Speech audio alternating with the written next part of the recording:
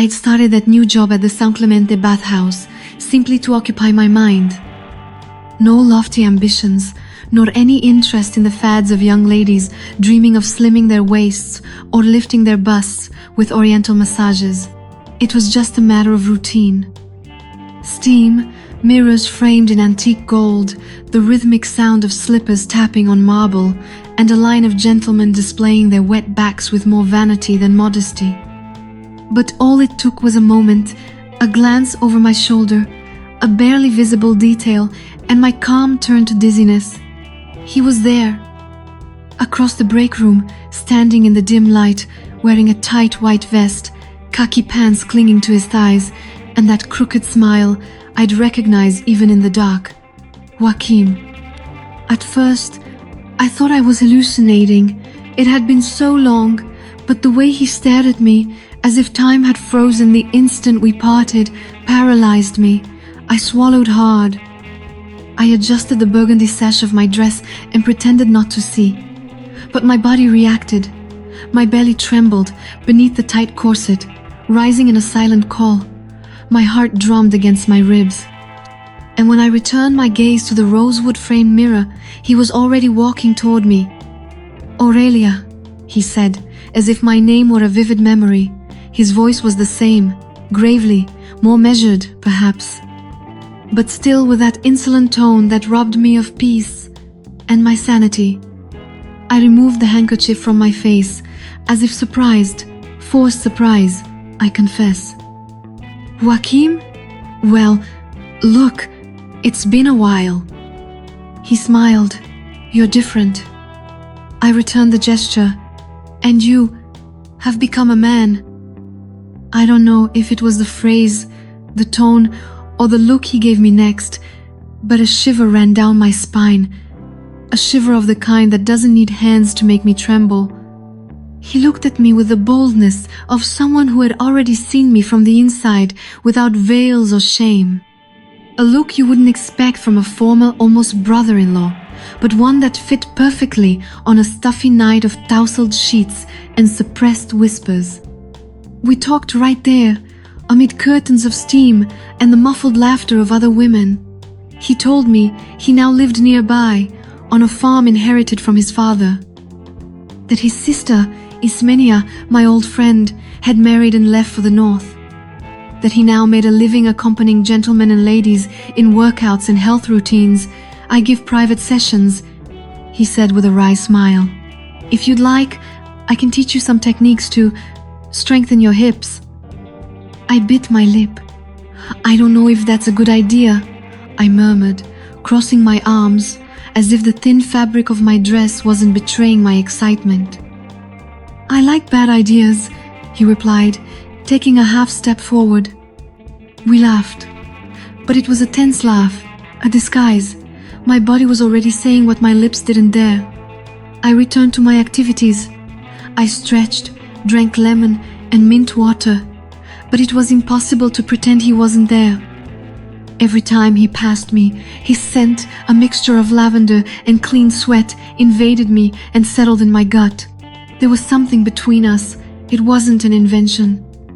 I could sense it in the lingering glances, the words disguised as sympathy, the touches that almost happened, and those that actually happened, under the guise of a greeting or a polite gesture.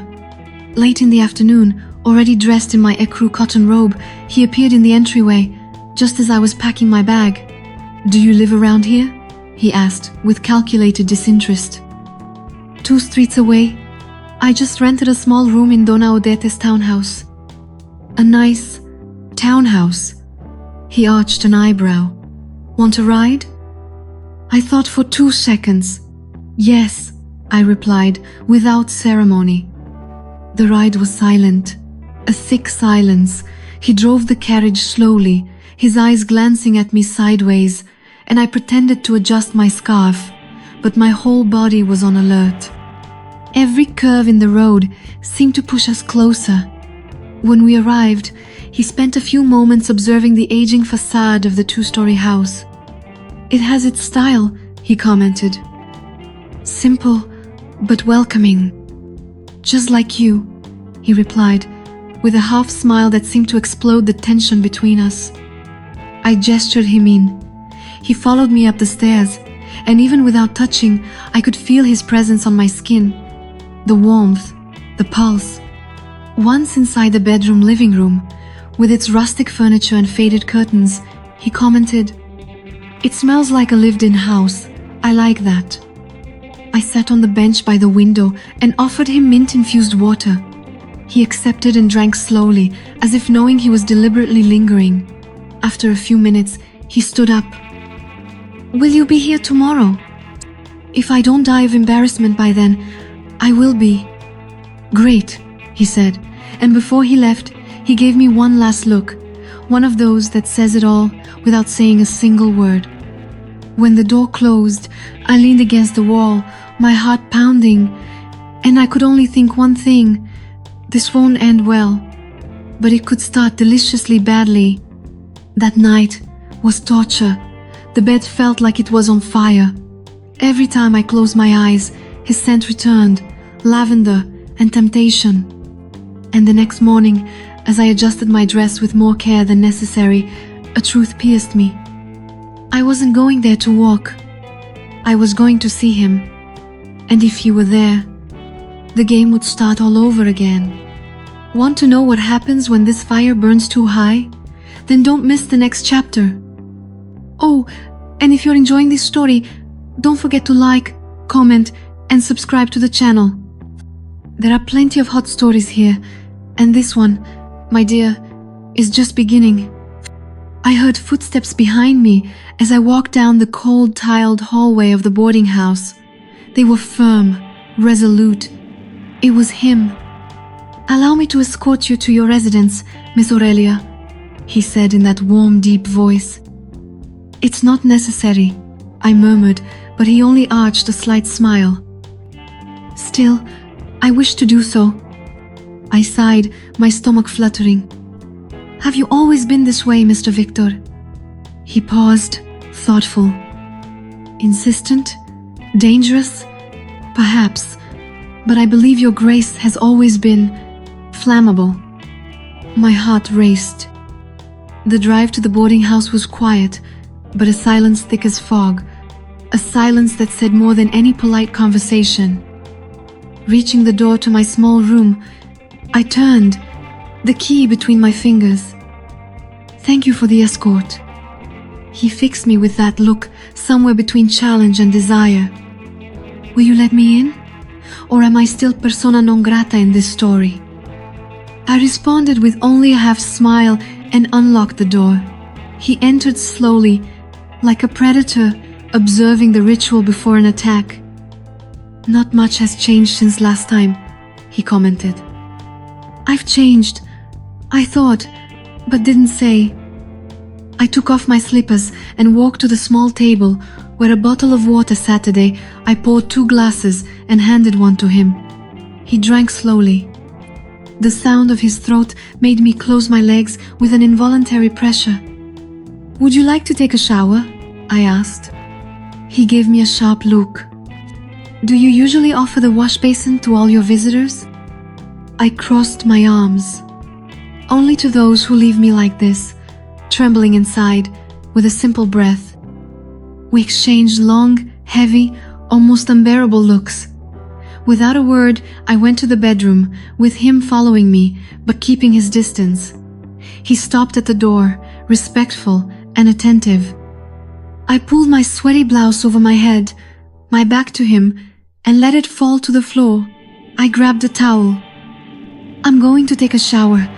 If, when I return, I'm still here, it will be entirely your fault." I closed the door behind me, my heart burning.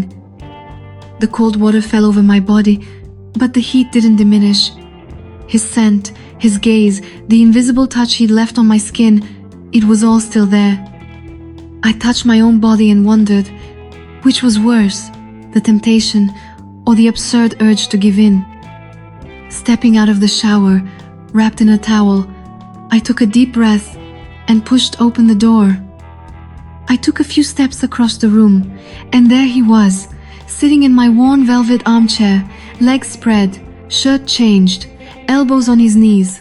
He looked at me as if facing his own fate. The towel clung to me as if he, too, feared falling. I walked around the room with false firmness, trying to hide my wobbly legs.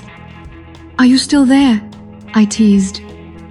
"You left the door open, Aurelia," he said in that deep voice, as if every syllable were a warning. I went into the room and put on a loose, old linen nightgown, smelling of dried flowers, which clung in places it shouldn't. I wore nothing underneath. It was a fragile shield between desire and loss of control. When I returned, he was still there, but his eyes were hungry now and silent. "Have you always been this quiet, Joachim?" I asked, leaning against the wall. Too many words break the spell, and now everything here is at the right volume. My skin prickled. The little flower throbbed, sensitive beneath the linen. I walked over to him and sat beside him, not touching, but close enough to feel his heat vibrating in the air. "Are you going to kiss me, or are you just going to look at me like I'm your greatest sin?" I asked, my voice breaking. He turned slowly. "I'm trying to remember if this is really wrong. And did you succeed?" "Number, but my body has already decided it doesn't care about morals tonight." Our faces slowly approached. He hesitated, just letting our lips vibrate with the proximity. I leaned in first. His lips tasted of promise and nostalgia. His tongue sought mine with fierce caress. His hand cupped the back of my neck with that rare blend of firmness and gentleness. I straddled his lap and felt his hand slide down my bare thighs to my waist. It was an unhurried dance. Kissing him was like falling off a cliff, knowing there were no nets. Yet, jumping. "You're not wearing anything under that nightgown, are you?" he asked. "And you're on high alert down there, aren't you?" I countered. He laughed, and the sound sent shivers down my spine. "You have that gift, miss." I pressed my little flower against him without moving, just teasing. He shivered. His hands crept up under the fabric, and when they reached my glowing headlights, he paused, contemplating. Then he leaned his face against it, grateful. "You're taking me apart," he whispered. I lay down on the couch and pulled him over me. His weight was a relief, as if something was finally in the right place. He kissed my neck, down my collarbone to my belly. "May I?" he asked, his eyes burning. I closed my eyes and nodded.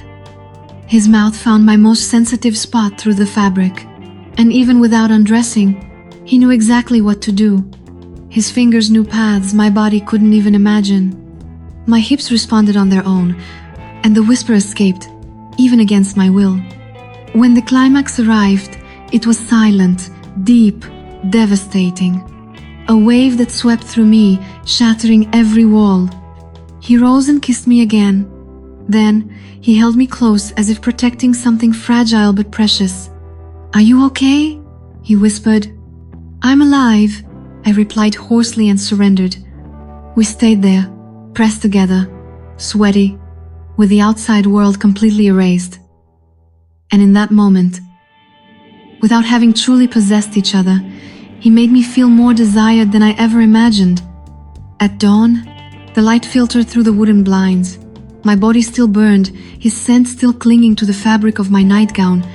I got up, washed my face, and faced the mirror. The woman reflected that it wasn't the same as yesterday. There was a sparkle in his eyes, and a heaviness in his chest. I returned to the living room and found him asleep, his face serene. I made coffee in the iron pot and opened the window. The breeze brought me a familiar unease. Then, an envelope slid under the door, an old family photograph sent by my former sister-in-law. There he was, younger, wearing a cap, in the background. I swallowed hard. I erased the memory with a silent tear. When I turned around, he was standing, scratching his head, his eyes searching mine. "Do you still make the same coffee you used to?" he asked, his voice hoarse. "Stronger now," I replied, "to get you through the days to come." A delicate pause. So, did this second chapter give you chills too? Tell me in the comments what you would do in Aurelia's place. Do you think she should continue to surrender herself to Hakim, even with the past between them? Leave a like, activate the bell, and tell me, where are you listening? Because there's still a lot of story to come.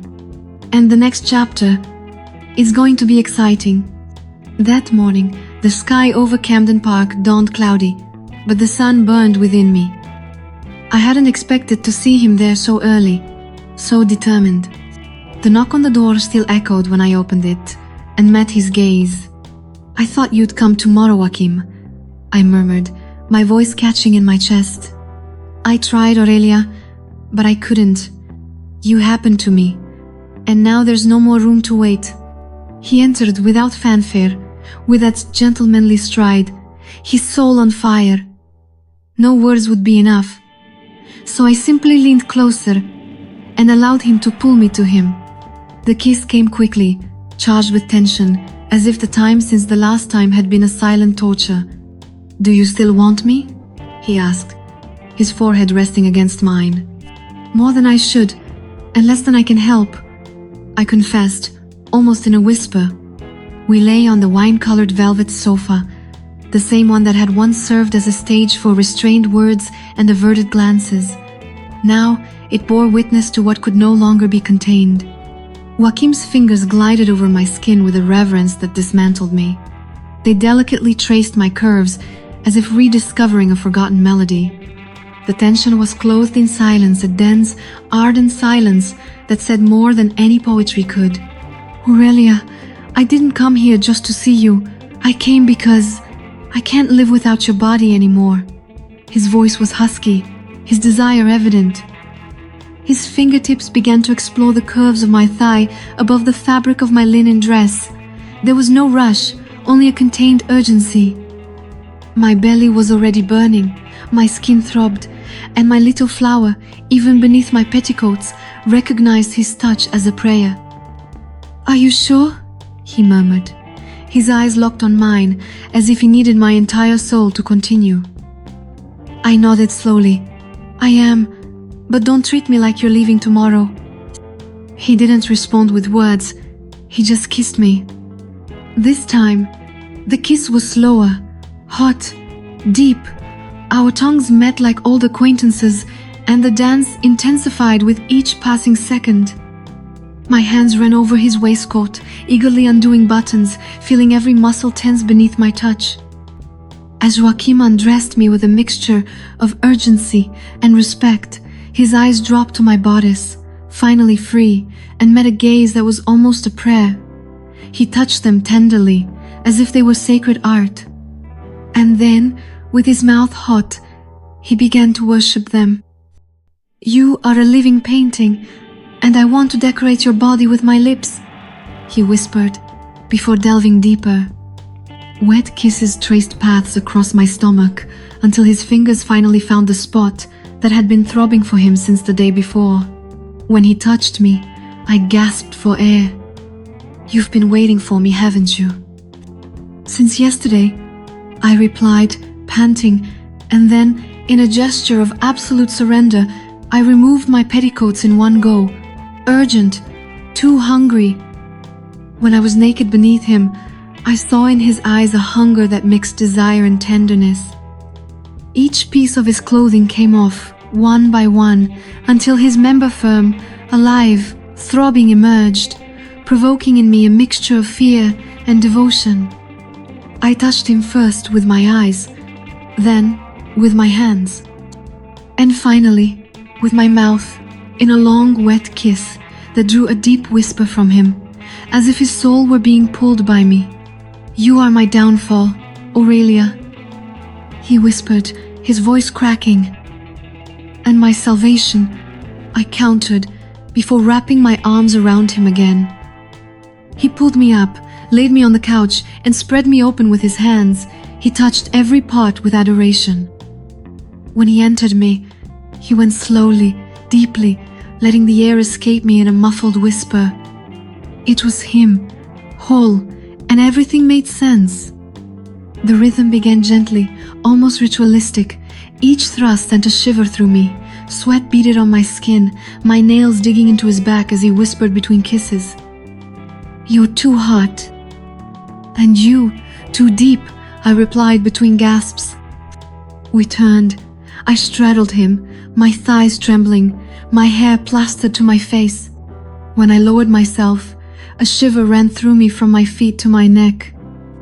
He held me by the hips, sucking fervently, as if his pleasure were anchored in mine. My little flower pulsed in desperation. It was as if my whole body sang for him. We fell sideways, him behind me, one arm under my head and the other around my waist. And this time, it was as if everything dissolved. Time, the world, the sounds outside. All that remained was the music of our bodies pressed together, moaning together, sweaty, pressed together. When I reached heaven, it was with an intensity that ripped my soul from my body. My muscles locked, whispers intertwined, and soon he too came, strong, intense, trembling behind me, as if the universe was shattering within him. We stayed there, pressed together, without saying anything, just breathing. And then he kissed my shoulder, as if he still didn't want to let me go. "What do we do now, Aurelia?" he whispered. "We'll think about it tomorrow. Today, just hug me, until my body remembers yours." He hugged me, tightly, and there, for a few moments, the world seemed less cruel. And for today, that's it. If you've made it this far, tell me in the comments where you're listening to this story from. It was a pleasure having you with me for another intense narrative full of desire, tenderness, and good madness. Don't forget to like, subscribe to the channel so you don't miss the next videos, and share it with someone who also loves this kind of tale. Until the next video.